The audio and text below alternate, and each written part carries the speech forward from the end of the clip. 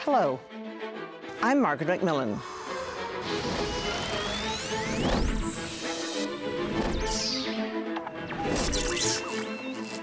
I think one of the marks of great leaders is they have an ability to see ahead, just as those who play chess can see ahead. And they can see the board, they can see the possible moves, they can see the possible permutations and combinations. They know where they want to get to. Chapter 6, Vision, seeing the chessboard. I think it also helps if you want to be a leader who makes a mark. It helps to have a clear idea of what it is you want to do. I mean, you can lead or you can stay in power and just keep yourself in power, but you're not going to make much of a mark if you don't have some idea of what you want to do with that power. And so you have to have some idea of where it is you want to go and what it is you hope to accomplish.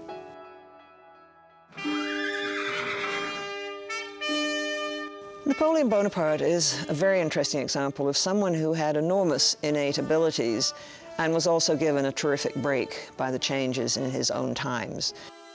Because of the French Revolution, he had an opportunity to rise very fast, and he took full advantage of that opportunity with both hands. He was enormously appealing. He had huge blue eyes, and people said if you looked into his eyes, you were drawn in. He was enormously charming. He had an extraordinary memory. He'd see a bunch of soldiers, and he'd stop, and he'd say to one, "I saw you, didn't I, 5 years ago at such and such a battle?"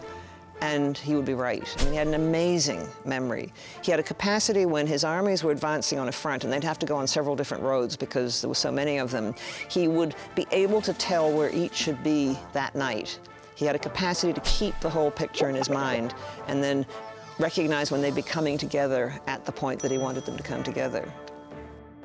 I mean, they always said that when he was on the battlefield, he could always probe the psychological weaknesses of his opponents as much as he could probe their military weaknesses. He always knew the right moment to throw in his heavy attack. You know, when the enemy line was beginning to waver, he would sense it. And the Duke of Wellington, who was one of his great opponents, a British general, said that having Napoleon on the battlefield is worth 10,000 soldiers. Not always a nice man. In fact, many times a dreadful man. He was ruthless. He would dispose of his opponents. He would betray people. He was quite prepared to sacrifice the lives of thousands of French soldiers in his wish to dominate Europe. But he was extraordinarily effective, and he built an empire. One of his great victories was the Battle of Austerlitz. But he managed to see the point at which the enemy line was beginning to waver, and he threw in his heavy cavalry, and he smashed right through, and it was one of his most decisive victories. I mean, he often liked to break through the line, and he'd often do an enveloping battle. He'd send his troops around either side of the enemy line, which, if it succeeded, would panic the enemy because they'd been looking at the frontal attack, and then suddenly there'd be enemy troops coming around behind them. And it was that moment of panic as the enemy line began to waver that Napoleon was very good at gauging. It's when he'd send in his final assault. The best leaders always see several moves ahead. Kemal Mustafa Atatürk, as he became known, was an extraordinary figure. He was an army officer in the dying days of the Ottoman Empire who made a name for himself at the Great Battle of Gallipoli in 1915 in the First World War, where Allied forces tried to force the Ottoman Empire out of the war, and the Turks, in fact, fought back and defeated the Allies. It was a considerable Allied defeat. What Atatürk saw in 1919, in the years immediately after the First World War, was that Turkey would be dismembered and parceled out among a number of other states unless something was done to save it. And so his vision was to create a Turkish national army, to create a strong Turkish national movement, to save the Turkish-speaking territories and make them into a viable state. And he did it. And he also modernized Turkey. I mean, he had a vision of a Turkey which would become modern.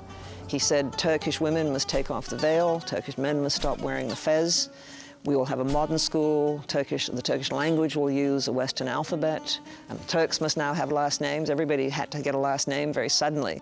Everywhere you go in Turkey today, you see pictures of Atatürk. He is the father of Turkey. And I think we'd see him as quite visionary today.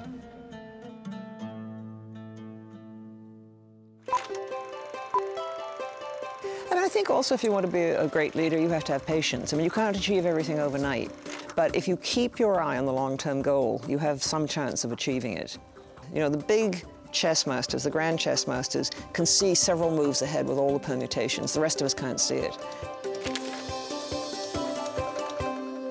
Thanks for watching. To listen to the full Massey Lectures, go to cbc.ca/radio/ideas/Masseys.